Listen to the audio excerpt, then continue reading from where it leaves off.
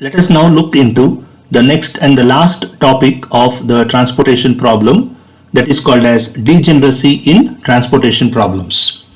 Now earlier we have seen in case of simplex algorithms, the basic feasible solution may become degenerate either at the initial stage or probably at a later stage. That means at the intermediate stage of computation. In transportation problem also, degeneracy can occur whenever the number of occupied cells is less than m plus n minus 1. That means the total number of allocations, if it is less than m plus n minus 1 allocations, then degeneracy occurs in case of transportation problems. Now, while in case of simplex method, the degeneracy does not cause any serious difficulty, but definitely it can cause computational problems in case of transportation techniques. And hence, it is necessary to identify a degenerate transportation problem and then take appropriate steps to avoid the computational difficulty. Now, basically, in transportation problems, the degeneracy can occur in two stages. The first one is the basic feasible solution may be degenerate from the initial stage onwards. That means what? When you try to find IBFS through any one of the methods, the total number of allocations that you get may be m plus n minus 1. That means at the very first step, we say that transportation problem is degenerate. Or the degeneracy can also occur in the intermediate stage, where we say the basic feasible solution may become degenerate at any intermediate stage, right? Now let us see how do we go about in resolving this degeneracy in transportation problems. Now the first one is resolution of degeneracy during the initial stage.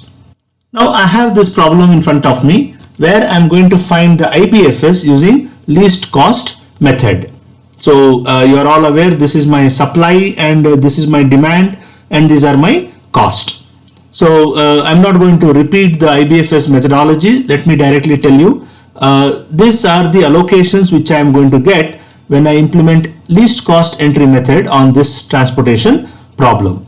Now here if you look at the allocations, right, this 60, 20, the allocations made through this LCEM method satisfies the supply as well as the demand. But then if you closely observe, the total number of allocations is only 4. 1, 2, 3, 4, right? And the total number of rows and columns is 3 plus 3, 6. So m is 3, n is 3 and m plus n minus 1 is 5. Since the total number of allocations is 4, which is less than m plus n minus 1, right, we say the problem is degenerate. Now basically what happens with this? When we say that the problem is degenerate, an attempt made by us to calculate the value of ui and vj will not succeed, right? That means if the allocations is less than m plus n minus 1, in the next step we cannot calculate fully the values of ui and vj. And hence what happens? The cell evaluation matrix cannot be calculated and hence we don't get optimal solution. So how do we resolve this degeneracy? What we do is, to resolve this degeneracy, we add infinitely small value called as delta to one of the independent cell, right? Now what is this independent cell? It should be the least cost cell which should not form a loop. Understand? It is not that you can add delta to wherever you want it, any of these empty cells, this one or this or this or this. It should be added to one of those least cost cell which will not form a loop, right? That means what? Allocation in a cell should not result in a closed loop. Means the same concept, the corners of the loop are those cells where allocation is made. Now what we do is, we allocate this delta to cell 3, 3. See here, if I allocate this in cell 3, 3, I cannot form a loop. Understand? So I can come here, then from this if I go up, I cannot go anywhere because this becomes a corner of the loop. So delta will be added to the cell 3, 3. So this is how it looks like. Now delta is a very small element, so supply 80 plus delta, and also your demand will also be 80 plus delta, correct? So that will be your supply and that will be your demand, right? So since delta is added on both the sides, supply and demand, right? So the supply equal to demand will not affect at all, but the total number of allocations that I get will be 5, including delta. Now since 5 is equal to m plus n minus 1, I can go very confidently calculating the value of ui and vj. So now we proceed for optimality. Now I'm not going to tell you again, because we have seen how to proceed for optimality. How do we calculate the values of ui and vj? So I have this dots where allocations are made, and then I have this first value of ui as 0, and then keeping the cost in mind and the allocations in mind, I'll get the values of ui like this and vj is like this. And once I get the value of ui and vj, what I do is I calculate the value of dij, which I have shown in green color.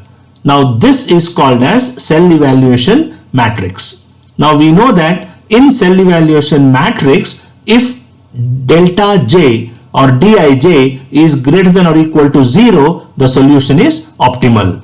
So the calculation of delta j is done like this, ui plus vj. So minus 1 plus of minus 2 is minus 3, and 8 minus of minus 3 is 11. So you know that formula. So keeping that formula in mind, these are the delta j's I get: 11, 6 for here, 1 here, and 12 here, correct? Now since delta j is greater than or equal to 0, the solution is optimal, and the optimal allocation is here. The first row, third column is 60, that is actually from A to Z is 60, from B to X is 50, and then you have this 20, and then you have this 80. So this is my optimal allocation, and my optimal cost is 750. So this is how you basically resolve the degeneracy which occurs at the initial step. Let us see now how do we resolve degeneracy which occurs at intermediate stage. Sometimes what happens when you try to solve a transportation problem and you adopt any IBFS methodology, you will end up getting m plus n minus 1 allocations which will be responsible for your IBFS, and you proceed for its optimality. Now sometimes what happens at the intermediate step, you may find that the number of allocations is not equal to m plus n minus 1. So we say the degeneracy has occurred in that particular transportation problem at the intermediate stage. Now let us try to understand how to resolve the degeneracy which occurs at intermediate steps in transportation problem. So I have a problem in front of you. Solve the following transportation problem for its optimality, and I have 4 factories and 5 warehouses. This is my supply and this is my demand. Now the solution is it is a balanced transportation problem, and I implement northwest method to obtain the IBFS. Now this is what my IBFS looks like, and then my IBFS is totally 335. Now if I carefully look at the allocations, these are the allocations 30, 10, 20, 10 and so on. The total number of allocations is equal to 10, correct? The total number of allocations is equal to 8, and my number of rows is 5 and number of columns is 4. So 5 plus 4 minus 1 is 8. So since I have m plus n minus 1 allocation, I proceed for optimality. Now as usual, optimality, I have to calculate the values of ui and vj, keeping the allocation cell in mind, and then these are the values of ui and vj I get. Of course I started with the first row ui as 0. Now I will calculate delta j for my cell evaluation matrix where allocation is not made, right? So this is my cell evaluation matrix. Now say for example, how did I get this minus 3? You know that 4 plus 0 is 4 and 1 minus 4 is minus 3. So all the green color cells are actually my delta J. Now here you observe that delta J is negative. So solution under test is not optimal, right? So we have to proceed for optimality. Now when we proceed for optimality, what we do is from the largest negative entry, right? Now here the largest negative entry is minus 6. So from the largest negative entry, we draw a loop where the corners of the loop are those cells where allocation is made, right? So I start a loop from 4th row, 1st column. So I go up to here, correct? That is 4th row, 4th column, and then I go up here, that is 3rd row, 4th column. From here I go left, that is 3rd row, 3rd column, and then I'll go up here, and then from here I go here, then from here I go here, then I come back here, right? So I try to draw the loop, right, coming here, and then from 1st row, 1st column I come back to 4th row, 1st column. So all the corners of the loop are those cells where allocation is made. If you look at this is how I'm going to draw the loop, understand? And once I draw the loop, I will term it as alternate plus and minus theta. So this is my plus theta, so this is minus, this is plus, minus, plus, minus, plus, and minus. Now I find the value of theta from those cells, right, which has got minus. So 4th row, 4th column, then 3rd row, 3rd column, 2nd row, 2nd column, and 1st row, 1st column I have theta as minus. So that is my minimum of these 4. So this 5, 5, 20, 30 are the allocations made in those cells where you have written negative theta. So my theta will be equal to 5. Now what I do with this theta is I will add and subtract theta wherever I have written plus and minus theta respectively without touching the allocations made in other cells. So my revised allocation, I will get it like this. This is my revised allocation. Now if you carefully observe the revised allocation, the total number of allocations is 7. Now watch out, that's the beauty here. In the first step, the total number of allocations was 8. Here, the total number of allocations was 8, and hence the problem was not degenerate. But then when I proceeded for optimality and I got the new allocation or the revised allocation, the number of allocations became 7. Now this is less than m plus n minus 1, and hence the problem now becomes degenerate. So in this case, the problem became degenerate in the second step. That is what we call it as resolution of degeneracy at intermediate stage. Now what we do is we resolve this. We add delta. Now here, whenever degeneracy occurs at the intermediate stage, you have to be very careful in allocating the delta. Delta cannot be added to any cell of your choice. On the other hand, delta has to be added to the recently vacated cell. Of course, you have to keep in mind the least cost. Now, the recently vacated cell was 4,4. Look at this. Here, cell 4,4 is not allocated. It is vacated because in the earlier allocation, you had allocated 5 to cell 4,4. Now, in the revised allocation, you have not allocated anything to cell 4,4, and hence we add delta to the recently vacated cell. Now this is how my allocation looks like, and then my next feasible solution becomes 305 after all the calculation, right? So watch out, my earlier feasible solution was actually 335, then my feasible solution became 305. Now let me check whether this 305 is optimal or not. So I proceed calculating ui and vj. So as my same usual steps, these are my allocations, and then for this cell evaluation matrix I calculate dij, that is delta j. Now if you closely observe, here also my cell evaluation matrix is having negative entry, and hence this solution is also not optimal.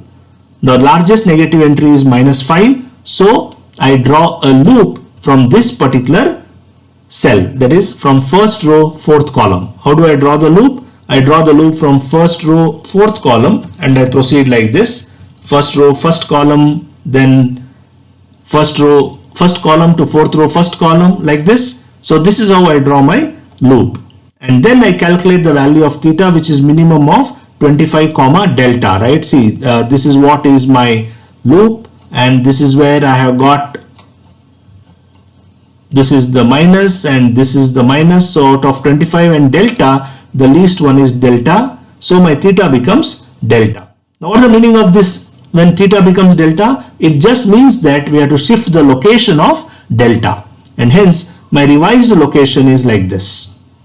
So delta gets shifted here and it gets removed from here, and there's nothing to add or subtract delta because it's a very small quantity. So adding and subtracting will still remain the same allocation, and hence since we are just shifting the delta from here to some other place or from one place to another place, there won't be change in my feasible solution, and hence my feasible solution still remains 305. But now it does not stop me from continuing the optimality test, because even though the feasible solution remains the same, I have to proceed for optimality. That means I have to calculate new values of ui and vj. So this is what I get, the new values of ui and vj, and then I calculate delta j. Now here also you see, when I calculate delta j, I still have a couple of negative entries, and the largest entry is -4. So solution is not optimal. So what I do is I again draw the loop. This time I draw the loop from cell 3,5. So my loop goes from cell 3,5 to 4,5 to 4,1, right? And then come back to 3,5. So my theta is minimum of 5 comma 20, right? And hence my revised allocation looks like this. This is my revised allocation, right? After subtracting and adding theta to respective cells and not touching or altering the cells where does not lie in the purview of theta, my next feasible solution becomes 285. So from 305 in the previous step, it has become 285. Now let me check whether this 285 is feasible, is optimal or not. So I get once again the calculate value of ui and vj. I calculate the value of delta j, and this is what I get, my revised delta j. I still have negative entry, right? And hence solution under test is not optimal. So I draw the loop from cell 1,3. From 1,3 I go to 2,3. From 2,3 I go to 2,2. From cell 2,2 I go to 1,2. And from 1,2 I go back to 1,3. A very small loop covering only 4 cells, right? And I will get theta as minimum of 2 values, that is 15, 15. So my theta becomes 15, and hence I will add and subtract theta to get my revised allocation. Look at this. This is my revised allocation, right? Now look at this revised allocation. It has become degenerate because the number of allocations is m plus less than m plus n minus 1. So it is degenerate. So what we do, as usual, we have to add delta to one of the recently vacated cell. Now there were 2 cells which were vacated. One was cell 1,2, that is this one, and another one was cell 2,3, that is this one. Now both of them have got least cost same, 3 and 3. So what you can do is you can break the tie arbitrarily and add delta to one of these 2 cells, right? So I have added cell delta to cell 1, 2, right? You can still add to cell 2, 3, it does not matter, and proceed with the same fashion. What I have done is I have just added delta to cell 1, 2. Now what happens is when I have added delta to cell 1, 2, this is how my revised allocation becomes, right? And now my feasible solution, the so-called next feasible solution, is 240. So you can see from feasible solution 285 in the previous step, I got 240, right? So I just continue with the same step. I will find out once again the values of ui and vj, and I calculate the values of delta j. Now if you look at this cell evaluation matrix, I still have got not rid of negative numbers. I still have negative value in my cell evaluation matrix. I draw the loop here from cell 3,1. I go to 3,4, and then I come here, then I come here, right? Now my theta value is minimum of 15 and 20, so which will be 15, and hence my revised allocation after doing the calculation of addition and subtraction, this will be my revised allocation, right? And hence now the next feasible solution is 210, right? Slightly better than previous one, because in the previous case my feasible solution was 240, latest feasible solution, and now I have 210. Now let me check whether this 210 is optimal. So I calculate the value of ui and vj, and then I proceed for my cell evaluation matrix. Now this is my delta j for cell evaluation matrix. Now if you closely observe, right, this cell evaluation matrix do not have any negative value, right? Do not have any negative value for delta j or dij, right? So delta j, since delta j is greater than or equal to 0, the solution is optimal, and my optimal allocation is like this. So this is my optimal allocation. From factory 1 to warehouse 1 it is 5, factory 1 to warehouse 2 is 15, factory 1 to warehouse 3 is 20, and so on. And hence my optimal allocation is like this, and my optimal transportation cost is 210. So you observe, right from IBFS, which was 335, we came to 210 as optimal solution, but definitely in the while proceeding towards optimality, we have encountered that our problem became degenerate twice, but not at the initial stage, but during the intermediate stage, right? So this is what this is how you land up solving the degeneracy in case of transportation problems. Now this is where we come to an end of transportation problem or the transportation model. Let me conclude with certain points, right? Now in conclusion, what I say is transportation system is important to urban and social development. The roles of transport are important to affect the demand and supply of urban land market. Transportation systems, according to me, influence virtually every aspect of community life. They are the means for moving people, goods and services throughout communities, the region, and increasingly to destinations across the globe. Of equal importance, these systems have played a significant role in shaping the patterns of growth, facilitating economic prosperity, and influencing the character and livability of our communities. I feel, as a result, transportation planning is a particularly important component in the overall planning for what we want our communities to be. On the other hand, much research also continues to be devoted to developing algorithms for special types of linear programming. At the same time, there is widespread interest in applying linear programming to optimize the operations of complicated large-scale systems. The resulting formulations usually have special structures that can be exploited. Being able to recognize and exploit special structures as an important factor in the successful application of linear programming. With this, we come to an end of the transportation model, and in the next video, we are going to have a look at the next operation research model. Till then, take care and stay safe. Thank you.